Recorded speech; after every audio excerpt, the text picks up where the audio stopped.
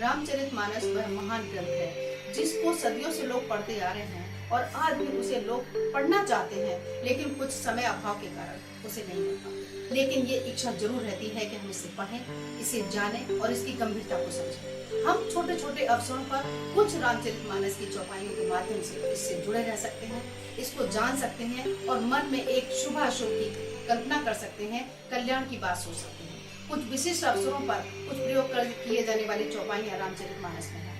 जैसे कि अगर आपका बच्चा विद्यालय जा रहा है, पहली बार विद्यालय जा रहा है, आपके मन में बड़ी उत्सुकता होती है कि मेरा बच्चा अच्छा पढ़े, एक महान विद्वान बने, क्योंकि विद्वता का जो महत्व है वो संसार में किसी धन का नहीं। तो ऐसे ही अगर आपका बच्चा जा रहा है विद्यालय, तो आप उसे विद्यालय भेजते समय चौपाई बोल सकते हैं, गुरु ग्रह गए पढ़न रघुराई, अल्पकाल विद्या सब। जिस प्रकार भगवान राम ने गुरु के गृह जाकर के जो विद्या प्राप्त की और थोड़े ही समय में वो संपूर्ण वेदों के, संपूर्ण ग्रंथों के ज्ञाता बन गए और जो उन्होंने सीखा, जो जाना, वो इतना विख्यात हुआ। उन्होंने जो जाना उसी तरीके से आपके बच्चे भी उस विद्या को प्राप्त करेंगे। यह विचार आपके मन में रहता होगा तो आप विद्यालय जाते समय बच्चे के, जब भी विद्यालय बच्चा जाए तो आप ये चौपाई बोलें, जिससे कि बच्चा विद्या को बड़ी आसानी से, सहजता से, सुलभता से प्राप्त कर सके। बहुत सुंदर चौपाई है। गुरु गृह गए पढ़न रघुराई, अल्पकाल विद्या सब।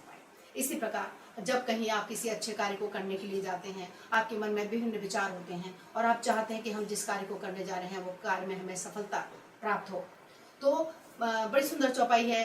प्रवश नगर की जय सब काजा, हृदय राखे कौशलपुर राजा। भगवान का स्मरण कीजिए और उस कार्य को करने के लिए आप आगे बढ़िए और ईश्वर की कृपा से आपका कार्य, जिस कार्य को आप करने के लिए जा रहे हैं, उस कार्य में आपको सहज ही आपको सफलता प्राप्त होगी, क्योंकि इसमें भगवान का आशीर्वाद है। ये वो चौपाई है जब श्रीलंका में पहुंचते हैं हनुमान जी सीता जी की खोज करने के लिए, तो उन्हें आशीर्वाद मिलता है, प्रवश नगर की जय सब काजा, हृदय राखे कौशलपुर। भगवान का स्मरण कीजिए और कार्य को प्रारंभ कीजिए, आपके कार्य में सफलता जरूर होगी।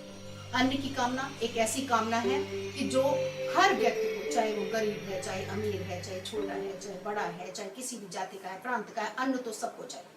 तो बड़ी सुंदर चौपाई है कि जब भी आप भोजन करने बैठे, भोजन को देख करके हम हमेशा उस चौपाई को याद रखें, जो भरण पोषण कर सोई, ताकर नाम भरत संग।